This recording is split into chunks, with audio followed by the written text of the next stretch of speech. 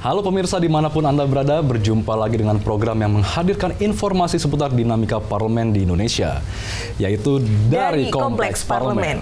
Selama 1 jam ke depan, kami akan menghadirkan informasi seputar lembaga legislatif yang ada di Kompleks Parlemen Senayan, yakni MPR RI, DPR RI, dan DPD RI. Bersama saya Elvi Tasya dan rekan saya Zaul Bar, dan langsung saja pemirsa, berikut adalah beragam berita yang telah kami himpun dari Kompleks Parlemen.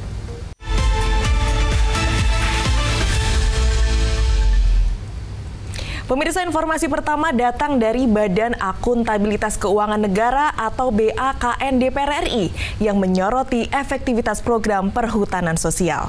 BAKN DPR RI menilai implementasi program perhutanan sosial telah memicu konflik antara PT Perhutani dengan masyarakat, di mana lahan yang dialihkan untuk perhutanan sosial masih berisi tanaman PT Perhutani, dan di sisi lain masyarakat juga ingin menanam tanaman yang jenis lainnya di lahan tersebut. Sehubungan dengan hal tersebut, BAKN DPR RI meminta pemerintah, khususnya Kementerian Kehutanan, untuk mengkaji ulang program sosial perhutanan sosial, terutama analisis resiko dan dampak jangka panjang untuk mencegah konflik lahan dan mencegah kerugian negara. Berikut informasi selengkapnya. Wakil Ketua BAKN DPR RI, Amin Aka, mengkritisi pelaksanaan program perhutanan sosial yang dinilai memicu konflik antara PT Perhutani dan masyarakat. Menurutnya, program tersebut perlu dikaji ulang guna mencegah potensi kerugian negara. Amin menjelaskan, pada awalnya PT Perhutani Divisi Regional Jawa Tengah mengelola sekitar 635.000 hektar lahan hutan. Dari luas tersebut, sekitar 200.000 hektar dialihkan kepada Kementerian Kehutanan untuk mendukung program perhutanan sosial. Namun, lahan yang dialihkan tersebut masih berisi tanaman bernilai ekonomi tinggi seperti jati dan pinus. Sebagai peserta program, sebagian masyarakat menganggap berhak menggunakan lahan tersebut untuk menanam tanaman lain, sehingga menimbulkan konflik dengan perhutani.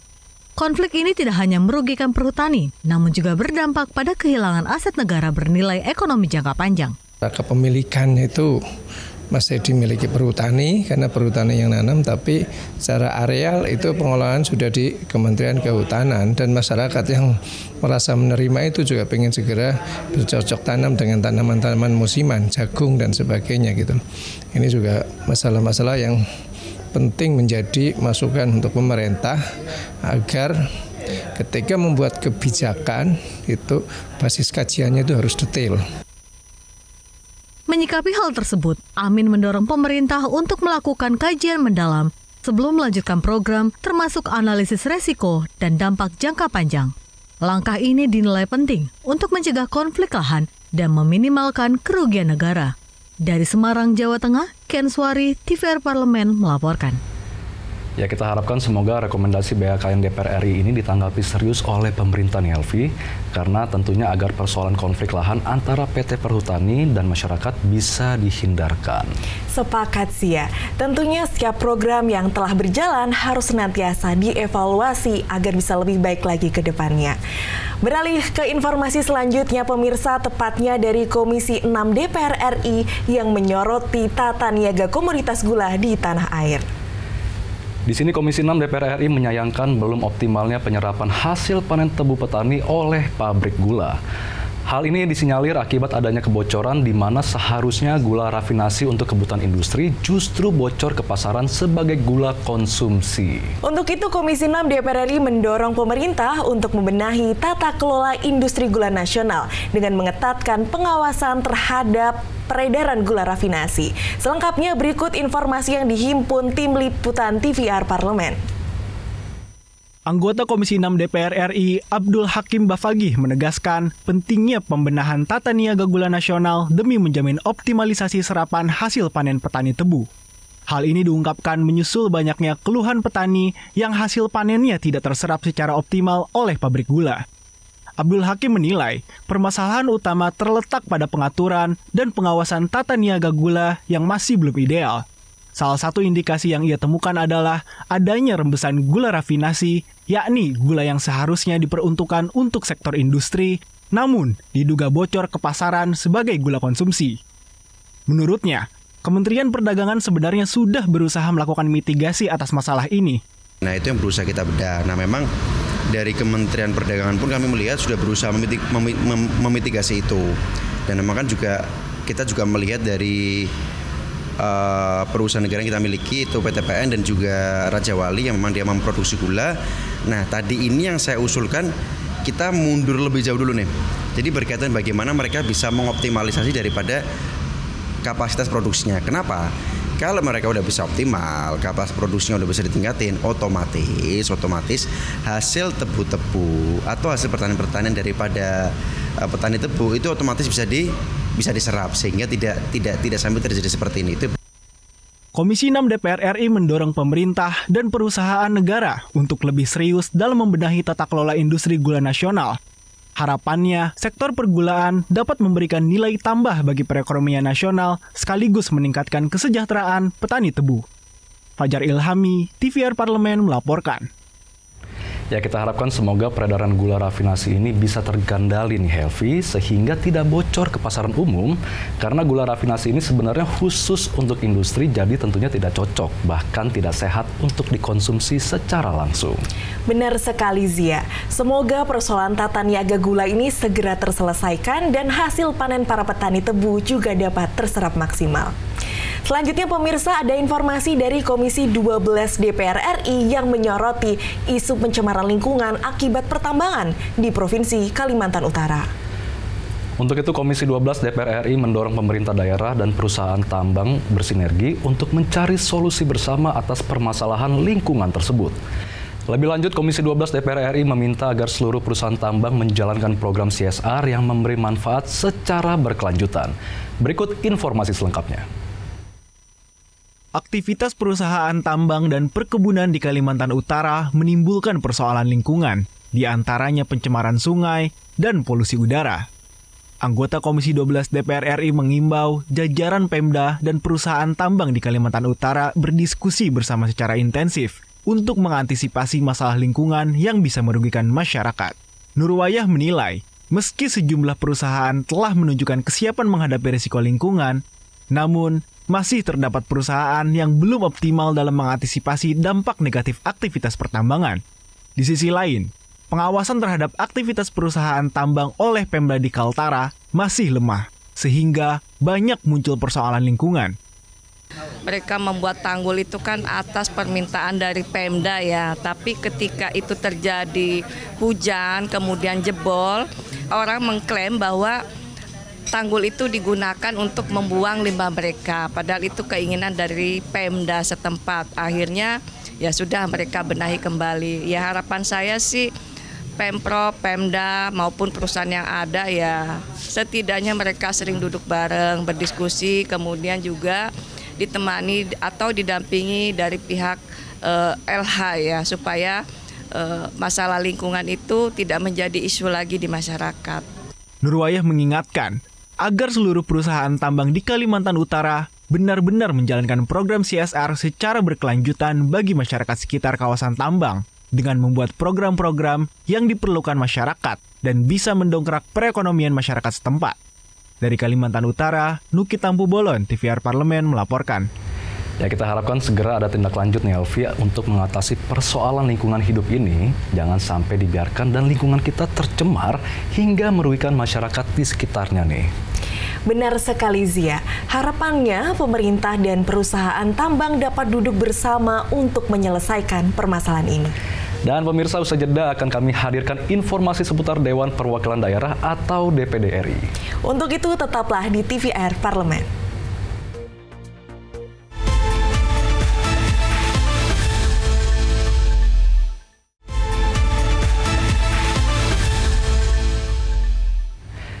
Ya pemirsa, di segmen sebelumnya telah kita simak bersama beragam informasi dari DPR RI. Kini saatnya kita simak ragam berita dari Dewan Perwakilan Daerah atau DPD RI. Ada info terbaru apa nih Helvi? Iya Zia, berita pertama datang dari Wakil Ketua DPD RI Tamsil Lindrung yang melakukan kunjungan kerja ke Kecamatan Sawan II, Kabupaten Bantul, Daerah Istimewa Yogyakarta. Dalam kunjungan tersebut, Wakil Ketua DPD RI memantau langsung pelaksanaan program makan bergizi gratis di Satuan Pelayanan Pemenuhan Gizi atau SPPG. Hal ini dilakukan untuk memastikan proses penyiapan hingga distribusi makan bergizi gratis dilaksanakan sesuai standar Badan Gizi Nasional. Lebih lanjut, Wakil Ketua DPD RI juga telah menyampaikan aduan masyarakat kepada Badan Gizi Nasional agar kasus keracunan makanan tidak terulang kembali. Berikut informasi yang kami himpun dari DPD RI. Wakil Ketua Dewan Perwakilan Daerah Republik Indonesia, Tamsil Lindrung, mengapresiasi cara kerja, penyajian serta peningkatan jumlah porsi pelayanan SPPG Kecamatan Sewon 2, Kabupaten Bantul, Daerah Istimewa Yogyakarta. Hal itu diutarakan saat mengunjungi Satuan Pelayanan Pemenuhan Gizi Sewon 2. Pantauan langsung Wakil Ketua DPD ini untuk memastikan proses penyiapan hingga distribusi makan bergizi gratis dilaksanakan sesuai standar Badan Gizi Nasional. Di kesempatan tersebut, Tamsil juga melakukan peninjauan ke area dapur, tempat memasak, dan pengemasan. Menanggapi beberapa kejadian luar biasa karena keracunan di beberapa daerah, Tamsil telah meneruskan pengaduan masyarakat kepada Wakil Kepala BGN, Nanik Sdeang. Jadi Bu Nani menyampaikan akan mengambil langkah dan tindakan tegas supaya tidak terulang. Bentuknya ya diantaranya ditutup yang sudah terjadi kejadian-kejadian yang seperti ini. Saya kira itu sejalan dengan apa yang diinginkan oleh DPD. Usai mengunjungi SPPG, Tamsil beserta rombongan meninjau penerima MBG di SMP 3 Sewon. Ia sempat berbincang dengan para siswa yang telah menerima MBG sejak bulan April 2025. Tamsil berharap pada masa reses ini, para anggota DPD RI juga proaktif mengawasi pelaksanaan MBG agar program ini berjalan dengan maksimal dan berdampak signifikan bagi pembangunan daerah. Dari Daerah Istimewa Yogyakarta, Intan Fitria, Helvitasya melaporkan. Kita harapkan bersama ya Zia, dengan adanya pengawasan ketat dari semua pihak dan pelaksanaan SOP yang tepat, kejadian keracunan akibat MBG tidak terjadi lagi. Ya setuju Helvi, apalagi program MBG adalah program unggulan pemerintah yang langsung menyasar masyarakat, khususnya bagi para anak-anak pelajar, sehingga kita harapkan dapat berjalan lancar dan memberi dampak yang positif. Ya pemirsa, informasi selanjutnya masih dari Wakil Ketua DPD RI Tamsil Lindrung yang menghadiri Forum Koordinasi Nasional Percepatan Pembentukan Daerah Otonomi Baru seluruh Indonesia. Dalam forum yang diadakan di Gedung Juang Menteng, Jakarta Pusat ini, Tamsil Lindrung menyampaikan dukungan DPD RI sebagai garda terdepan dalam mengawal pembentukan daerah otonom baru. Wakil Ketua DPD RI juga menyampaikan DPD RI akan terus memastikan agar negara hadir untuk mewujudkan keadilan seluruh daerah di Indonesia. Berikut informasi selengkapnya. Wakil Ketua DPD RI Tamsil Lindrung menghadiri rapat kerja Forum Komunikasi Nasional Percepatan Pembentukan Daerah Otonomi Baru atau Forkonas PPDOB. Pada gelaran tersebut, Tamsil Lindrung menyebutkan otonomi daerah sejatinya bukan soal banyaknya daerah otonom baru, tetapi tentang bagaimana kesejahteraan daerah benar-benar tumbuh selaras dengan program Astacita pemerintah.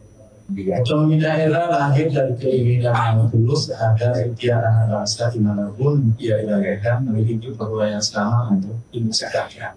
Kita mengambil langkah berani dengan membuka era desentralisasi. Daerah dibagi wewenang luas untuk mengatur penggunaan regulasi. Sebagai Ketua Dewan Pembina Forkonas PPDOB se-Indonesia, Tamsil Lindrung terus mendorong otonomi daerah menjadi perekat bangsa, bukan alat kekuasaan, melainkan menjadi wujud nyata kehadiran negara dari ujung Sabang sampai Merauke dan menghadirkan Indonesia yang adil dan sejahtera.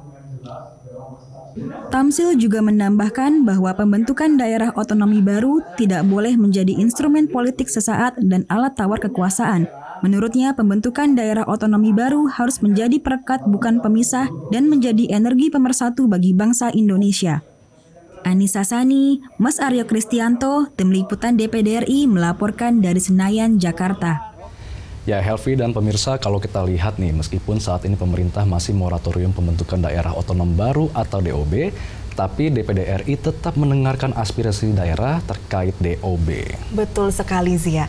Kita harapkan keran DOB dibuka kembali karena pembentukan DOB ini berpotensi meningkatkan pelayanan publik, pemerataan pembangunan daerah, dan tentunya kesejahteraan masyarakat. Ya, sepakat Helvi dan pemirsa TVR Parlemen, kita akan jeda sejenak. Namun jangan kemana-mana karena usai jeda akan kami hadirkan informasi seputar kinerja DPR RI dalam menjalankan fungsi legislasi. Sesaat lagi tetaplah di TVR Parlemen.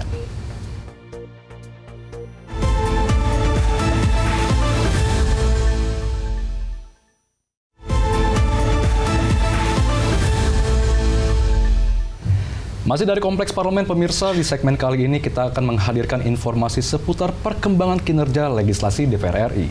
Kilas legislasi pertama datang dari penyusunan rancangan Undang-Undang Penyiaran yang saat ini tengah digodok oleh Komisi 1 DPR RI. Salah satu muatan dalam revisi Undang-Undang Penyiaran adalah terkait pengawasan terhadap kepemilikan lembaga penyiaran. Komisi 1 DPR RI menilai pembatasan kepemilikan silang lembaga penyiaran ini penting demi mencegah adanya monopoli informasi. Selain itu, Komisi 1 juga menekankan perlunya peningkatan akurasi konten digital untuk meminimalisir penyebaran hoax. Berikut informasi selengkapnya. Pembatasan kepemilikan silang dalam industri penyiaran dinilai sebagai langkah strategis untuk mencegah monopoli informasi dan dominasi pasar media. Komisi 1 DPR RI melalui Panja RUU Penyiaran berupaya memperkuat regulasi demi menjaga keberagaman suara dan pendapat di masyarakat. Anggota Komisi 1 DPR RI Samsur Rizal menjelaskan revisi Undang-Undang Penyiaran difokuskan pada pengawasan kepemilikan lembaga penyiaran serta peningkatan akurasi konten digital dan berita yang disampaikan kepada publik. Upaya ini diharapkan dapat meminimalkan penyebaran informasi yang tidak akurat atau hoax. Satu masukan karena Undang-Undang Penyiaran sekarang ini memperketat untuk pendirian lembaga penyiaran untuk radio dan televisi, sementara yang online itu gampang banget, bahkan termasuk code of conduct-nya juga gampang banget. Nah, ini yang menjadi tidak profesional dan tidak seimbang. Ini yang kita ingin supaya ada dalam aturan di Undang-Undang Penyiaran yang baru nanti itu atau undang-undang yang lainnya itu, sehingga ada kejelasan bahwa ternyata intervensi negara atau peran negara itu juga sampai pada platform digital, minimal di over the top. Dan mudah-mudahan ini juga memberikan kejelasan, hasil undang-undang ini juga memberikan kejelasan status kepada KIP atau lembaga lainnya yang diberikan itu. Samsur Rizal menambahkan, penerapan sanksi pidana bagi pihak yang melanggar aturan penyiaran dan kode etik jurnalistik akan dikaji secara komprehensif dalam rancangan undang-undang tersebut. Setiap media juga diminta bertanggung jawab secara redaksional atas informasi yang disebarkan kepada masyarakat. Dari Surabaya, Abdul Ajib, TVR Parlemen melaporkan. Di tengah banjir informasi yang ada saat ini, tentunya keakuratan informasi ini menjadi krusial ya Zia. Sehingga masyarakat bisa mendapatkan informasi yang kredibel, bukan konten hoax yang menyesatkan. Ya, sepakat Helvi, pengawasan kepemilikan ini juga penting agar tidak ada monopoli informasi yang berpotensi memframing suatu peristiwa dan menggiring opini publik. Dan selanjutnya pemirsa, ada informasi kinerja legislasi lainnya, tepatnya dari pembahasan rancangan Undang-Undang Perlindungan Pekerja Migran Indonesia atau RUU PPMI. Dan pemirsa, dalam penyusunan RUU PPMI, Badan Legislasi DPR RI terus menyerap aspirasi dari berbagai pihak untuk mendapatkan produk hukum yang komprehensif. Balik DPR RI memastikan pembahasan RUU PPMI dilakukan secara transparan dengan melibatkan stakeholder terkait, diantaranya organisasi pekerja migran, perusahaan penyalur, dan akademisi. RUU PPMI nantinya akan menjadi payung hukum bagi perlindungan pekerja migran Indonesia. Untuk selengkapnya berikut informasi yang dihimpun dari Kompleks Parlemen. Badan Legislasi DPR RI menegaskan pembahasan rancangan Undang-Undang Perlindungan Pekerja Migran Indonesia atau RUU PPMI akan dilakukan secara transparan dan melibatkan partisipasi publik secara luas, termasuk organisasi pekerja migran, perusahaan penyalur, dan akademisi. Berbagai unsur termasuk organisasi pekerja migran, perusahaan penyalur, hingga kalangan akademisi akan dilibatkan untuk memastikan setiap ketentuan dalam RUU tersebut menggambarkan kebutuhan nyata para pekerja migran Indonesia. Wakil Ketua Badan Legislasi DPR RI Iman Sukri menjelaskan, Balik telah melakukan rapat dengar pendapat dengan berbagai pakar secara daring maupun luring dalam pembahasan RUU PPMI. Langkah ini disertai dengan kunjungan ke sejumlah daerah penyumbang pekerja migran seperti Nusa Tenggara Barat, Surabaya, dan Lampung untuk menghimpun masukan langsung di lapangan. Tentu, karena kalau kita bicara PPMI, banyak sekali perempuan di sektor PRT. Taiwan terutama, Taiwan, Hong Kong, Timur Tengah, Malaysia, itu sektor pekerja rumah tangga itu cukup besar sekali. Nah tentu kita harus lindungi mereka, karena mereka sangat rentan mengalami pelecehan seksual, karena kerja di rumah. Kalau kebetulan majikannya baik, kalau majikannya nggak baik. Jadi, nah tentu ini kita harus runut dari awal, dari hulu ke hilirnya harus kita atur. Melalui pembahasan yang terbuka dan partisipatif, Balik DPR RI berharap RUU PPMI dapat memberikan payung hukum yang komprehensif bagi pekerja migran Indonesia. Regulasi tersebut juga diharapkan mampu menguatkan komitmen negara dalam melindungi hak, keselamatan, dan martabat pekerja migran di luar negeri. Ferdian dan Samsul, TVR Parlemen, melaporkan. RUU Perlindungan Pekerja Migran Indonesia ini tentu sangat dinanti-nantikan ya Zia, khususnya bagi tenaga kerja Indonesia yang mencari nafkah di negeri orang. Ya benar sekali Helvi, kita harapkan regulasi yang ada nantinya bisa menjadi payung hukum yang memberikan perlindungan dan rasa aman bagi para pahlawan devisa kita. Selanjutnya ada informasi dari Komisi 7 DPR RI yang mendorong rancangan Undang-Undang Radio Televisi Republik Indonesia untuk masuk ke program legislasi nasional. Komisi 7 DPR RI menilai TVRI dan RRI adalah lembaga penyiaran yang memiliki sejarah panjang dalam menjaga keutuhan bangsa. Untuk itu diperlukan regulasi khusus yang mengatur transformasi kelembagaan dalam membangun model bisnis di era digital. Lebih lanjut, Komisi 7 menambahkan regulasi ini nantinya juga dapat membuka ruang komersil bagi RRI dan TVRI agar tidak terlalu bergantung pada APBN. Berikut informasi selengkapnya yang dihimpun oleh tim redaksi TVR Parlemen. Sebagai bentuk transformasi terhadap penyiaran publik di Indonesia, Komisi 7 DPR RI mendorong rancangan Undang-Undang Radio Televisi Republik Indonesia atau RTRI untuk masuk dalam prolegnas sebagai dasar hukum baru penggabungan dua lembaga penyiaran publik milik Indonesia.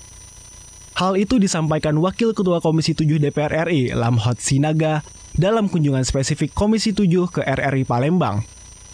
Lamhot mengatakan, RRI dan TVRI memiliki sejarah panjang dalam menjaga keutuhan bangsa, sehingga perlu adanya regulasi guna mendorong transformasi kelembagaan, khususnya dalam persoalan keterbatasan ruang komersial yang berdampak langsung terhadap kemampuan RRI dalam membangun model bisnis yang relevan di era digitalisasi. RRI dan TVRI ini kan sangat sempit ruang komersilnya. Mereka terlalu berharap terhadap APBN, jadi menggantungkan diri terhadap APBN. Sementara kalau media-media swasta nasional lainnya itu adalah dia ruang komersilnya kan 100% ya. Sehingga ketika kemudian APBN-nya itu tidak memenuhi ya, maka berdampak terhadap layanan publiknya. Sehingga tidak maksimal layanan publiknya. Nah, ketergantungan terhadap APBN ini juga nanti menjadi salah satu norma hukum yang nantinya akan kita atur di dalam Undang-Undang RTRI itu. Nah, dalam rangka membuka ruang komersilnya secara besar, tetapi juga tidak mengabaikan bahwa dia adalah sebagai lembaga penyiaran publik, sebagai milik daripada negara ini atau swasta.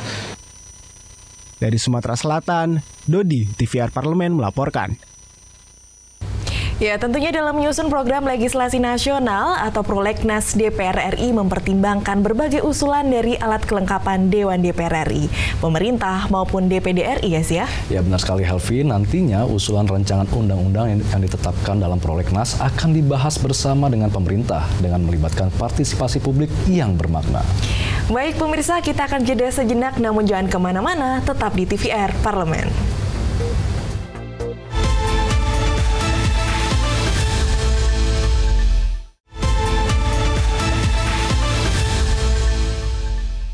Pemirsa, kembali lagi bersama program dari Kompleks Parlemen dan kali ini ada informasi dari Komisi 10 DPR RI yang mendorong penguatan regulasi dan peningkatan fasilitas olahraga di daerah.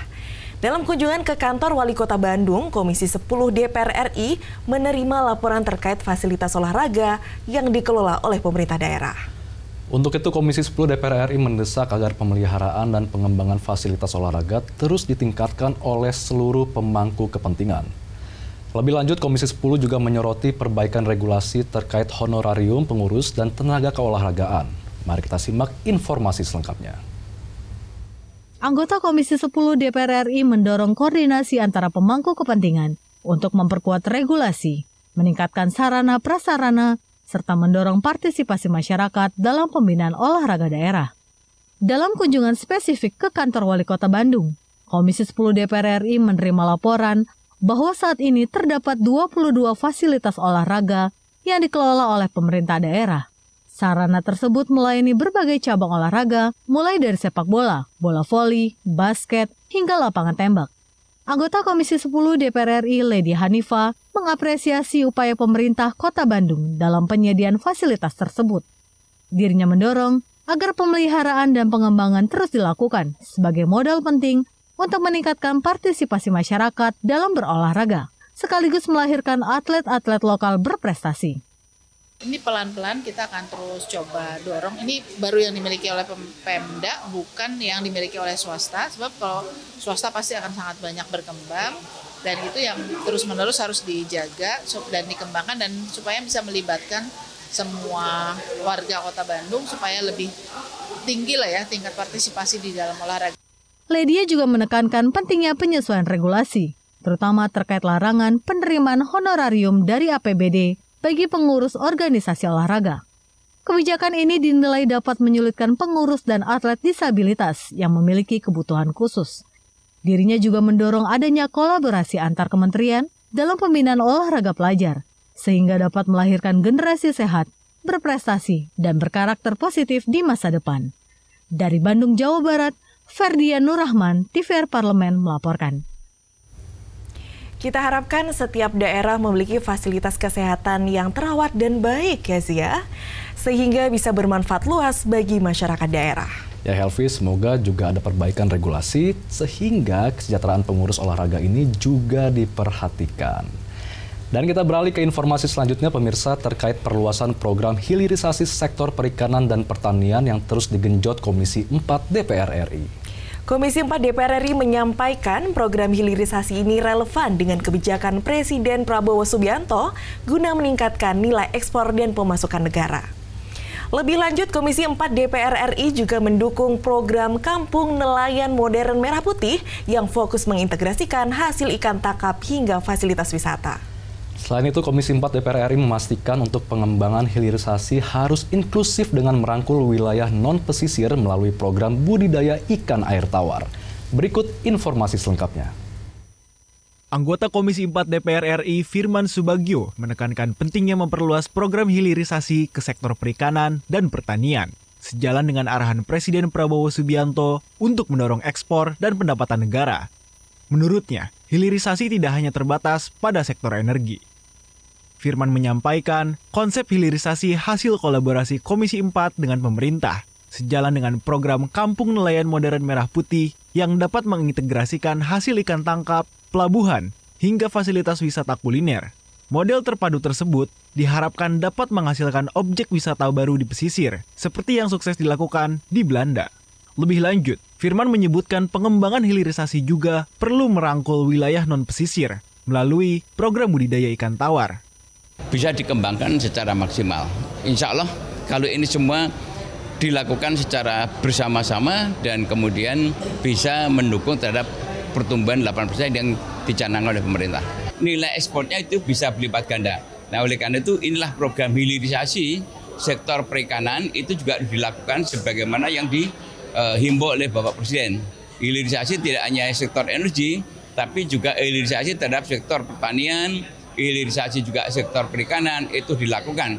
Sehingga kita harus bisa siap untuk melakukan ekspor dalam komoditi yang siap saji dan kemudian yang siap untuk meningkatkan pendapatan negara. Komisi 4 DPR RI berharap kebijakan hilirisasi perikanan dan pertanian tidak hanya berdampak pada peningkatan ekspor, namun juga memberikan nilai tambah langsung bagi masyarakat, khususnya nelayan dan petani di seluruh Indonesia. Fajar Ilhami dan Kristio, TVR Parlemen melaporkan.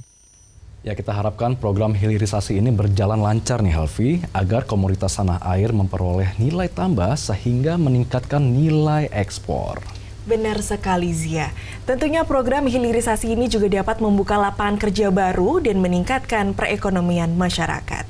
Pemirsa, berita selanjutnya datang dari Komisi 9 DPR RI yang menyoroti tingginya kasus tuberkulosis di Indonesia hingga menempati posisi kedua tertinggi di dunia. Menanggapi kasus tersebut, Komisi 9 DPR RI mendesak pemerintah untuk melakukan upaya percepatan eliminasi tuberkulosis atau TBC di tanah air.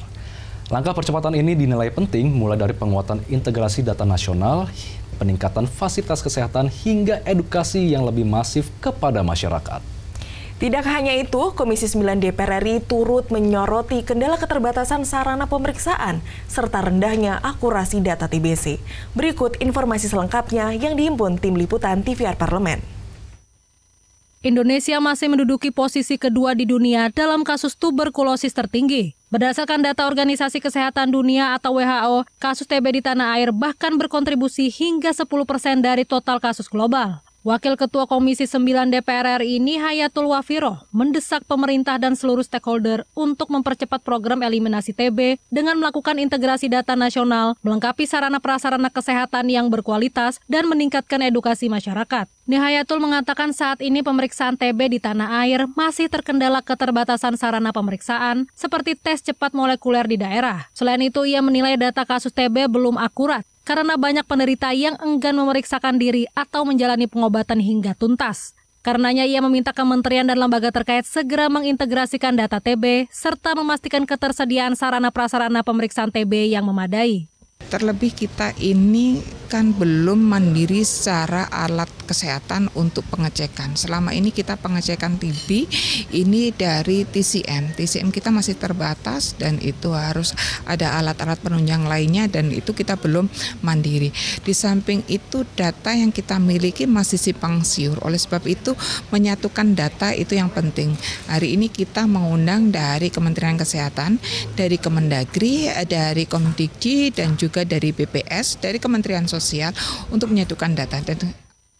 Selain itu, Nihayatul menyebut sebagai penyakit menular, sosialisasi pencegahan TB mutlak perlu ditingkatkan. Menurutnya cara pencegahan penularan TB cukup sederhana, yaitu dengan memakai masker, menutup mulut, serta menjaga kebersihan benda-benda yang digunakan bersamaan. Ferdian dan Koko, TVR Parlemen melaporkan. Ya, kita harapkan upaya pengentasan penyakit tuberkulosis di Indonesia dapat terlaksana secara menyeluruh sehingga angka penularan dapat ditekan nih Helvi. Setuju sekali Zia. Dengan komitmen kuat antara pemerintah dan seluruh stakeholders, upaya eliminasi TBC diharapkan mampu memberikan dampak nyata bagi peningkatan kesehatan masyarakat. Dan pemirsa, usai jeda berikut ini akan kami hadirkan informasi seputar parlemen lainnya. Untuk itu tetaplah di TVR Parlemen.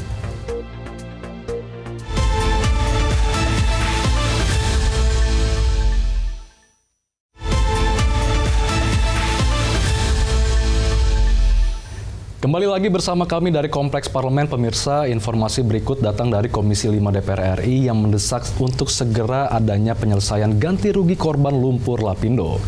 Dalam kunjungan spesifik ke Sidoarjo, Jawa Timur, Komisi 5 DPR RI meninjau kondisi terkini lumpur Lapindo sekaligus menindaklanjuti laporan ganti rugi yang belum tuntas. Pemirsa, Komisi 5 DPR RI mendesak pemerintah dan PT Lapindo Brantas untuk mengupayakan penyelesaian pembayaran ganti rugi korban secara proporsional dan adil. Komisi 5 DPR RI juga meminta negara ikut hadir menyelesaikan sengketa, terutama bagi korban berdampak yang belum menerima ganti rugi. Berikut informasi selengkapnya yang diliput TVR Parlemen.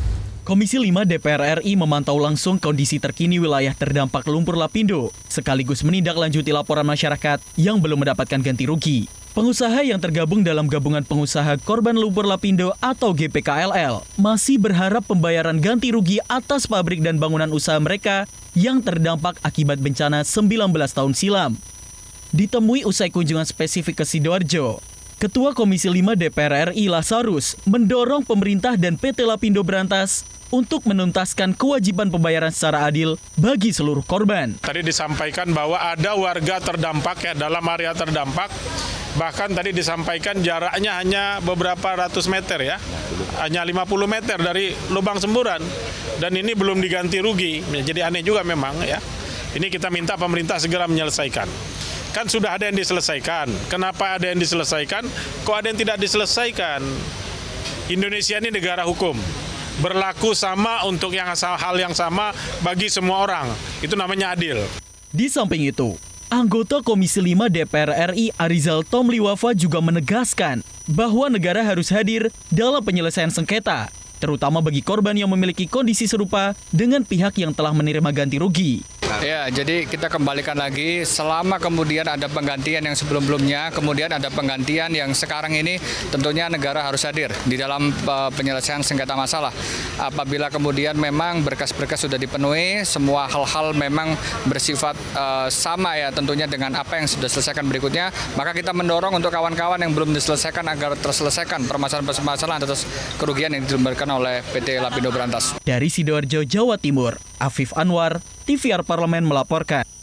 Kita harapkan desakan Komisi 5 DPR RI ini bisa menjadi titik balik bagi pemerintah dan PT Lapindo Brantas untuk segera menuntaskan persoalan ganti rugi yang telah berlarut-larut. Ya Helvi, semoga pemerintah juga dapat hadir menyelesaikan sengketa ganti rugi ini dan memberi keadilan bagi korban Lapindo. Dan pemirsa, berita selanjutnya datang dari Komisi 11 DPR RI yang membahas potensi penyalahgunaan rekening dorman sebagai sarana pinjaman online ilegal dan juga judi online. Menanggapi hal tersebut, Komisi 11 DPR RI mendukung pemerintah untuk melakukan penertiban rekening pasif yang sudah tak digunakan pemilik rekening. Untuk itu, sebelum dilakukan pemblokiran, Komisi 11 meminta pemerintah memvalidasi keaktifan nasabah dengan memanfaatkan teknologi dan data nasional. Komisi 11 DPR RI juga mengingatkan tindakan penertiban rekening pasif ini harus dilakukan dengan hati-hati sesuai standar operasional prosedur. Selengkapnya berikut informasi yang dihimpun tim liputan TVR Parlemen. Untuk menghindari potensi penyalahgunaan rekening untuk praktik pinjaman online ilegal hingga judi online, anggota Komisi 11 DPR RI Ana Muawana meminta pemerintah melakukan penertiban rekening pasif atau rekening dorman. Namun ia menilai penertiban ini harus dilakukan secara hati-hati dan sesuai dengan standar operasional prosedur. Pusat Pelaporan dan Analisis Transaksi Keuangan atau PPATK mencatat, jumlah rekening dorman di tanah air mencapai 122 juta dengan total saldo mencapai 500 miliar rupiah. Ana mengatakan banyak dari pemilik rekening tersebut sudah tak menggunakan rekening bahkan sudah meninggal dunia. Karenanya ia meminta pemerintah memanfaatkan teknologi dan basis data nasional seperti data KTP elektronik untuk memvalidasi keaktifan nasabah sebelum melakukan penindakan. Diindenkan misal di Dukcapil sehingga itu untuk mendeteksi apakah betul-betul ini sudah tidak bisa diaktifkan kembali. Misal kemarin ada istilah 3 bulan tidak aktif akan dibekukan. Menurut saya juga perlu kehati-hatian sehingga penertiban itu penting, namun juga kehati-hatian. Kadang-kadang memang ada orang yang setiap 3 bulan sekali kirim ke keluarga atau menerima atau mengirim, ini juga perlu kehati-hatian. Namun sekali lagi kalau memang itu betul-betul sudah yang bersangkutan mempunyai rekening sudah tidak aktif atau mungkin digunakan tanda kutip ya melawan hukum, judol, pinjol, menurut saya memang perlu ditertibkan lah gitu. Beberapa waktu lalu PPATK melakukan pemblokiran terhadap 122 juta rekening dorman karena rekening nganggur tersebut kerap disalahgunakan untuk beragam tindak pidana. Meski telah melakukan buka blokir, PPATK mengklaim aksi ini telah menyebabkan tren penurunan transaksi deposit judi online. Fajar dan Fuad, TVR Parlemen melaporkan. Kita harapkan dengan diterbitkannya rekening dorman ini, pinjaman online ilegal dan juga judi online dapat diminimalisir ya Zia? Ya Helvi, tentunya seperti rekomendasi Komisi 11 tadi nih. Semoga PPATK berhati-hati dan memilah berbasis data sehingga rekening aktif yang masih digunakan masyarakat tidak ikut diblokir. Dan selanjutnya pemirsa, ada informasi dari Komisi 2 DPR RI yang menyoroti permasalahan belum beroperasinya pos lintas batas negara atau PLBN Sebatik di Kalimantan Utara. PLBN Sebatik yang dipersiapkan menjadi titik keluar masuk resmi Indonesia-Malaysia hingga kini belum beroperasi, lantaran tak masuk dalam perjanjian lintas batas antara Indonesia dan Malaysia. Untuk itu, Komisi 2 DPR RI mendesak agar Badan Nasional Pengelola Perbatasan berkoordinasi lintas kementerian lembaga agar PLBN Sebatik dapat segera beroperasi. Komisi 2 DPR RI menambahkan dengan beroperasinya PLBN Sebatik ini nantinya perekonomian masyarakat pun dapat meningkat. Berikut informasi selengkapnya. Anggota Komisi 2 DPR RI, Deddy Sitorus, menyoroti belum beroperasinya pos lintas batas negara atau PLBN di Pulau Sebatik, Provinsi Kalimantan Utara. Lantaran belum tercantum dalam Border Cross Agreement atau perjanjian lintas batas antara Indonesia dan Malaysia. Deddy Sitorus menjelaskan, dalam perjanjian lintas batas yang berlaku saat ini, titik keluar masuk resmi antara Indonesia dan Malaysia di wilayah tersebut baru mencakup Tarakan dan Nunukan. Untuk itu, Deddy Sitorus mendesak Badan Nasional Pengelola Perbatasan atau BNPB segera melakukan koordinasi lintas kementerian dan lembaga agar persoalan yang ada pada PLBN Sebatik dapat teratasi. Tuhan dari pengelola PLBN, termasuk dari pemerintah daerah dan tokoh-tokoh masyarakat, bahwa PLBN kita, pos lintas batas negara di Pulau Sebatik itu kan belum operasional karena memang belum tercantum dalam Border Cross Agreement, perjanjian lintas batas dengan Malaysia, bahwa Pulau Sebatik itu menjadi exit and entry point. Nah, itu yang menjadi problem sehingga PLBN itu belum bisa difungsikan. Tadi ada permintaan dari masyarakat supaya karena Tarakan itu sudah bisa berfungsi sejak lama, maka kalau bisa didelegasikan agar untuk paspor dan segala macam izin pas exit permit itu memakai Tarakan. Tadi kita sudah minta kejelasan dari custom, dari imigrasi, ya apakah bisa itu dilakukan, menurut mereka bisa. Dari Tarakan, Kalimantan Utara, Bondan Imana, TVR Parlemen melaporkan. Semoga segera ada kesepakatan antara Indonesia dan Malaysia ya Sia, agar PLBN Sebatik ini dapat segera beroperasi. Ya Helvi, apalagi kalau dilihat letak geografis Pulau Sebatik ini strategis karena terbagi menjadi dua bagian, di mana bagian utara masuk ke wilayah Sabah Malaysia dan sebelah selatan masuk wilayah Kaltara Indonesia. Ya, dan pemirsa, usai jeda berikut akan kami hadirkan kembali informasi seputar DPR RI lainnya. Untuk itu jangan kemana-mana, tetaplah di TVR Parlemen.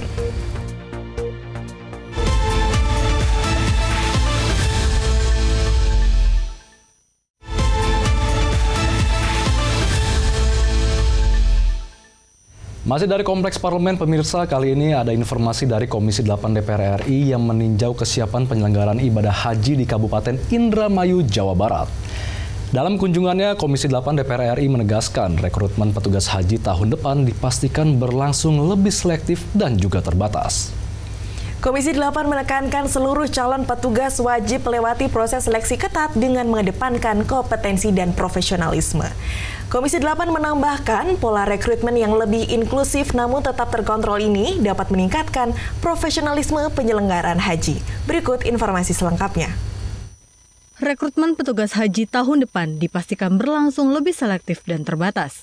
Komisi 8 DPR RI menegaskan, petugas non-muslim hanya diperbolehkan bertugas di embarkasi dan tidak akan dikirim ke Arab Saudi. Penegasan tersebut disampaikan saat kunjungan kerja Komisi 8 DPR RI ke Kabupaten Indramayu, Jawa Barat, dalam rangka meninjau kesiapan penyelenggaraan ibadah haji, termasuk proses rekrutmen petugas yang dimulai pada Oktober ini. Anggota Komisi 8 DPR RI, Sally Andriani Gantina, menjelaskan bahwa seluruh petugas wajib melewati proses seleksi ketat.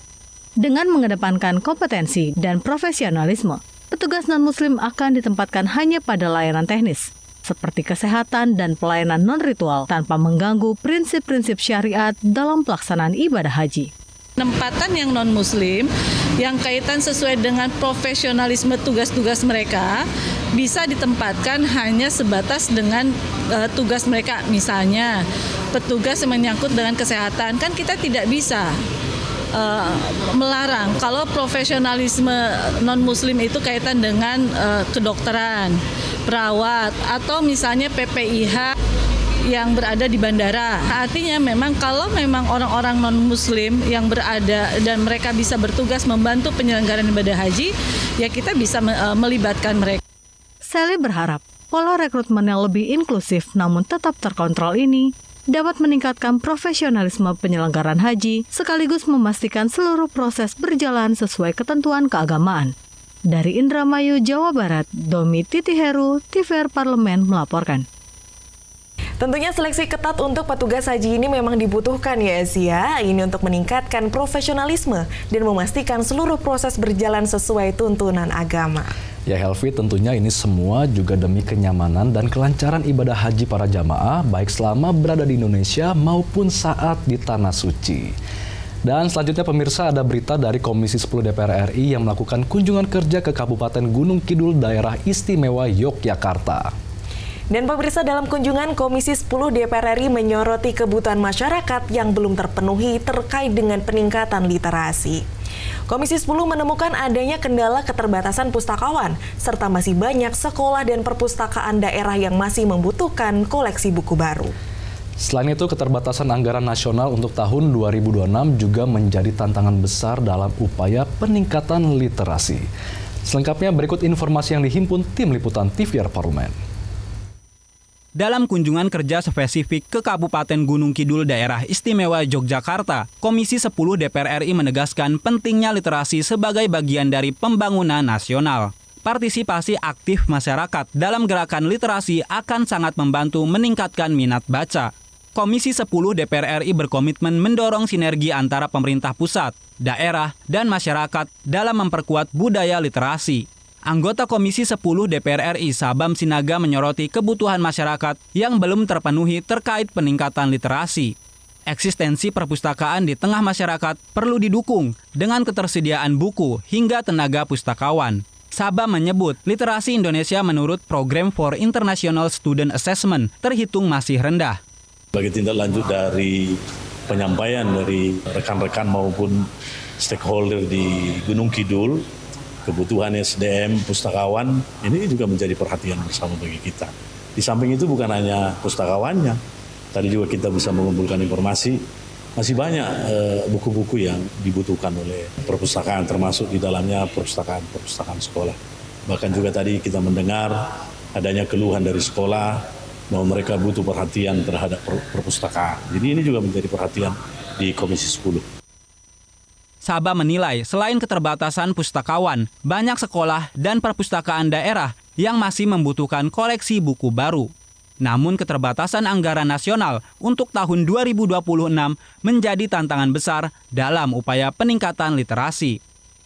Dari Gunung Kidul, Yogyakarta, Alfredo Tahapari, TVR Parlemen melaporkan. Semoga permasalahan terkait minimnya literasi di berbagai daerah bisa segera diatasi ya Sia.